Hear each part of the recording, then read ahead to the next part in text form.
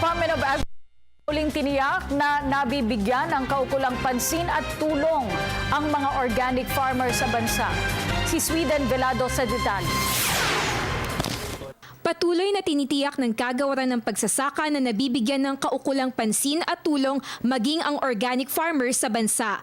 Kaya naman sa pamamagitan ng kanilang inorganisang Agri-Trade Fair, higit 100 stalls ang inilaan sa mga organic farmer upang maipakita sa publiko at mamimili ang kanilang mga produkto.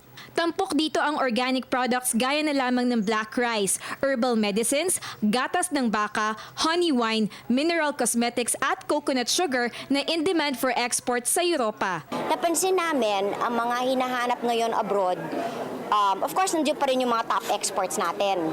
Pero hinahanap nila ngayon yung mga nakikita mo lang dito sa Pilipinas. Suwa, tabon-tabon, batuan, adlay.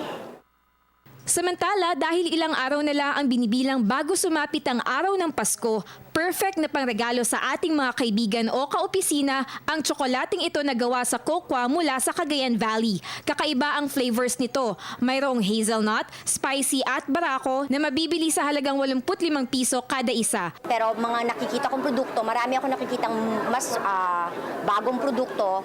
At napansin ko na palagi tayong may nakikitang bago at mas gumaganda po yung packaging natin. Yun po ang goal namin, i-promote ang organic agriculture, mas maraming mga magsasaka ang mag-organic at para sa ating mga consumers na mapababa natin yung presyo. Hindi lang ang organic para sa mayayaman, kundi para sa lahat kasi everybody deserves to be healthy. Sa Telebisyon ng Bayan, ako si Sweden Velado.